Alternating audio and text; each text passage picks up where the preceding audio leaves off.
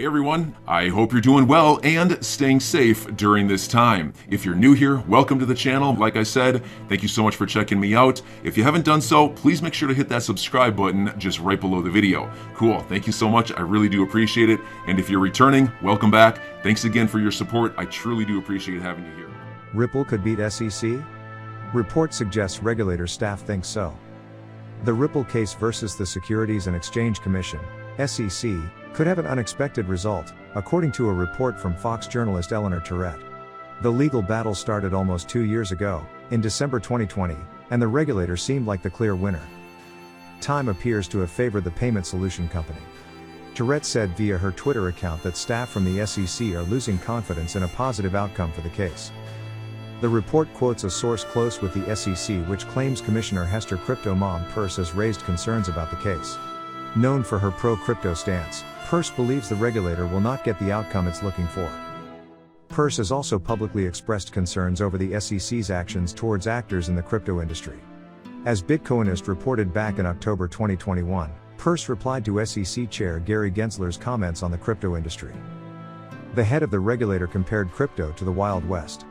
Peirce responded by painting a different picture of this time in U.S. history, one where innovation and push boundaries were welcome. At the time, the commissioner said, "The Western frontier was a place for the adventurous, the rough around the edges, the idealists, the freethinkers, and the restless. Because crypto is built on code, the code itself serves as a governor of conduct. But crypto is built on people too, and these people hold each other accountable not only through unbridled public discourse, but through using or not using a protocol." More recently, Peirce called a $100 million fine imposed on crypto lending platform BlockFi disproportionate. In addition, the commissioner said the regulator is not taking the best approach to protect crypto investors while potentially driving off innovation from the United States. Is the Ripple v. SEC case has a tentative ending date? The legal battle between Ripple and the regulator, as mentioned, has dragged out for almost 2 years. The parties have been unable to come to an agreement, leading to a potential one-side outcome for either the SEC or the payment company. Lawyer Jeremy Rogan has been following the case and recently shared information on when Ripple expects it to come to an end.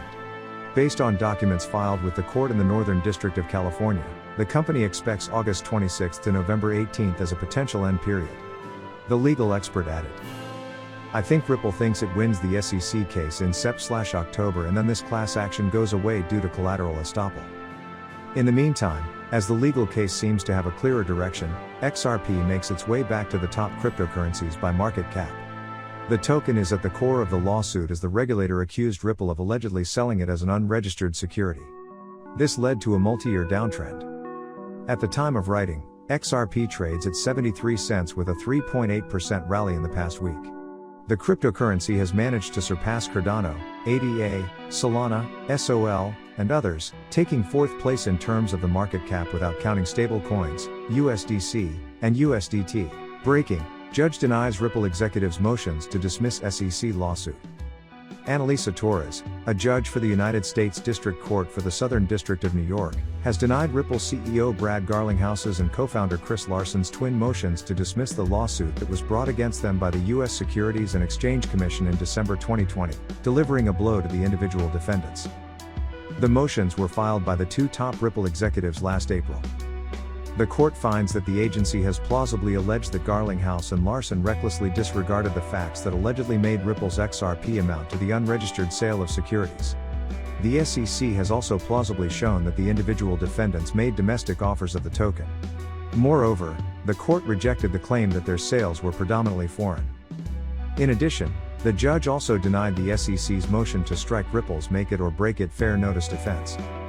As reported by U.Today, the SEC filed the motion last April and later added several letters of supplemental authority in order to bolster it. The court shall not conclude that Ripple's affirmative defense is invalid at this stage of the case. The judge argues that the agency will not suffer undue prejudice as a result of the continuation of the defense. Stuart Alderety, Ripple's general counsel, has already commented on the decision to shoot down the SEC's motion to strike, claiming that there's a serious question whether the agency provided the company with fair notice. Garlinghouse also took to Twitter to describe the fair notice ruling as a huge win for the defendants without commenting on his failed motion to dismiss the lawsuit. Ripple moves to strike rebuttal report on XRP price manipulation. Ripple has moved to strike an impermissible rebuttal report written by securities and finance expert Dr. Albert Metz. Metz, who has worked for the U.S. Department of Justice, submitted his original report on October 4th. He conducted an event study in order to determine whether or not Ripple was able to manipulate the price of the XRP token with its announcements. He came to the conclusion that certain news and public statements did influence the token's performance. Alan Farrell, professor of securities law at Harvard Law School, argued that XRP was moving in tandem with the broader market.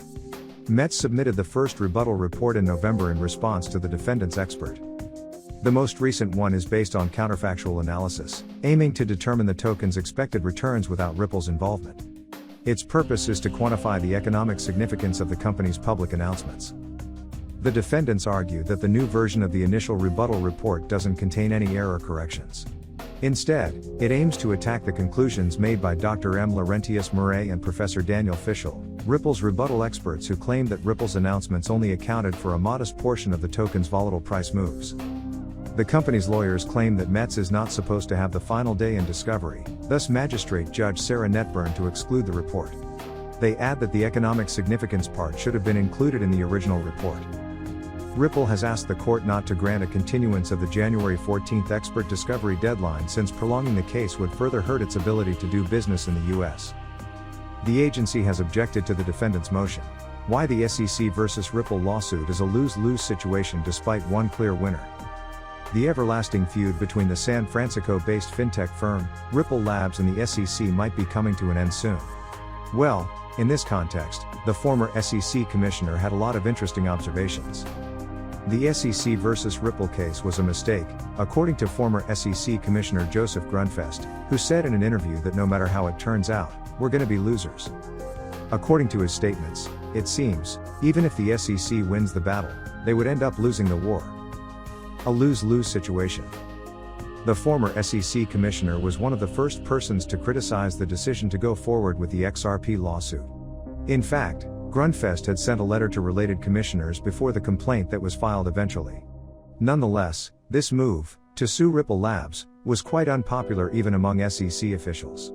In this regard, Grunfest asserted, "It is hardly a secret I had questions about the judgment involved in bringing the lawsuit against XRP. I had questions about the timing, implications, policy. Is this a matter that is best addressed from a social perspective by bringing a lawsuit? Or saying, let's look at our regulations? Regardless of the winner, the lawsuit has a high probability that no matter who wins gets us farther away from a good solution," he added. In fact, he criticized the XRP lawsuit, not on the grounds of impropriety but judgment. He further added, "If the SEC wins, we get a crazy regime where we'll try to fit square pegs on round holes. If XRP wins, then arguably one of the very few cops we have on the beat winds up being weakened. No matter how it turns out, we're going to be losers," he concluded. Surprisingly, he even inquired, "Does this litigation really help us achieve any of these results?" Heavy burden. The aforementioned lawsuit could finish by August 26, 2022, as per attorney Jeremy Hogan's 6th of March tweets. Be it by settlement or court decision. When asked about the outcome, Grunfest explained why it will be a complicated issue regardless. A lot of public discourse is around the question of whether XRP is a security or not, but there are other issues here that I think are intellectually even more intriguing and may even be more outcome determinative. According to him, here's the tricky part: if you wind up transacting XRP on a foreign exchange, that's not in the United States, the SEC can't reach it. This was in line with the U.S. Supreme Court's opinion.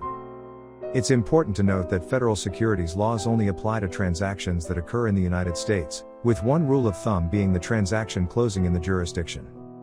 Nevertheless, this would expedite the complexities of the XRP structure, the consensus mechanism. Ergo, an XRP transaction is deemed as closed outside the jurisdiction, whether partially or fully. The burden of proof is on the plaintiff, he opined. Grunfest asserted, in any case, the SEC can win the battle but lose the war. However, XRP holders suffered extensively during this period. I'm your guy. I will keep you posted. I'm your advocate. I'll be back on a daily basis, usually multiple times per day, with these videos to keep you updated with everything going on. So, I hope you enjoyed the video. If you haven't done so, make sure to hit that subscribe button. Feel free to share any of my videos with your friends, family, social media, or anybody who may care to listen. Thanks so much for your continued support. I'm always here for you. I want to help you through this time. So thank you so much for continuing to choose me. Enjoy your day, stay safe, and I'll catch you again probably in a couple hours. Thanks, everybody. See you later.